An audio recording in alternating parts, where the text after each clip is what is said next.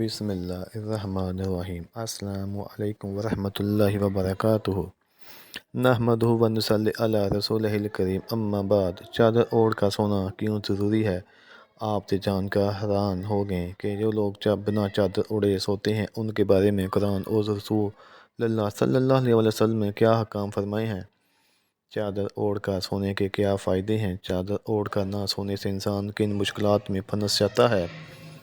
یہ سب جاننے کے لیے ویڈیو کو آخر تک ضرور دیکھیے گا۔ محترم ناظرین، رسول اللہ صلی اللہ علیہ وسلم نے زندگی کے ہر پہلو میں ہماری رہنمائی فرمائی ہے اور ایک کامیاب زندگی گزارنے کا طریقہ سکھایا ہے، یہاں تک کہ نیند کی حالت کو بھی فراموش نہیں کیا، وہ نیند جس میں انسان تقریباً اپنی ایک تہائی زندگی گزار دیتا ہے۔ اسلام نے اس کی بہت سے آداب اور سنتیں ذکر فرمائی ہیں، جو شخص ان پر عمل کرے گا اسے سکون اور اطمینان کی نیند نصیب ہوگی، پریشانی، بے چینی اور بے خوابی سے نجات ملے گی۔ سونے کے آداب میں سے ایک ادب یہ ہے کہ جلد سے جلد سوئے، بغیر ضرورت کے عشاء کی نماز کے بعد جاگنے سے پرہیز کرے۔ حضرت ابو برزہ اسلمہ رضی اللہ تعالیٰ عنہ سے روایت ہے، رسول اللہ صلی اللہ علیہ وسلم عشاء سے قبل سونے کو اور عشاء کے بعد گفتگو کرنے کو ناپسند کرتے تھے۔ سونے کا ایک ادب یہ بھی ہے کہ جب آپ سونے کے لیے لیٹیں تو چادر اوڑھ کر سونا چاہیے، یہ اچھی عادت ہے اور حیا کی بات ہے۔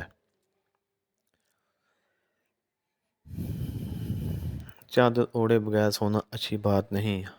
کبھی رات کو سوتے ہوئے کپڑا آدمی کے جسم سے ہٹ جاتا ہے، جسم نظر آ جاتا ہے یا حیا کی جگہ واضح ہو جاتی ہے، اس لیے چادر اوڑھ کر سونا چاہیے۔ جب آپ جاگ رہے ہوتے ہیں تو اپنے سطر کا کتنا خیال کرتے ہیں کہ اسی پر کسی کی نظر نہ پڑ جائے، اس لیے سونے میں بے احتیاط کرنا چاہیے۔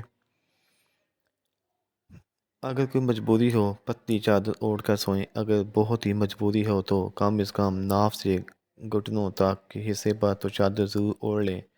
حیا اور ایمان ساتھ ساتھ ہوتے ہیں، جتنی حیا ہوگی ایمان ساتھ ساتھ ہوتے ہیں، جتنی حیا ہوگی اتنا ہی ایمان ہوگا۔ ہم آپ کو ایک بزرگ کا قصہ سناتے ہیں، ان کا نام ابو موسیٰ تھا۔ جب یہ اندھیرے کمرے میں بھی نہاتے تو اپنی کمر کو جھکا لیتے تھے، سیدھے نہیں کھڑے ہوتے تھے کہ مجھے اپنے رب سے سیدھا کھڑے ہونے سے حیا آتی ہے۔ اس سے معلوم ہوا کہ جہاں کوئی نہ ہو، اکیلے ہوں، تب بھی حیا کرنی چاہیے، پیٹ کے بل الٹے نہیں سونا چاہیے۔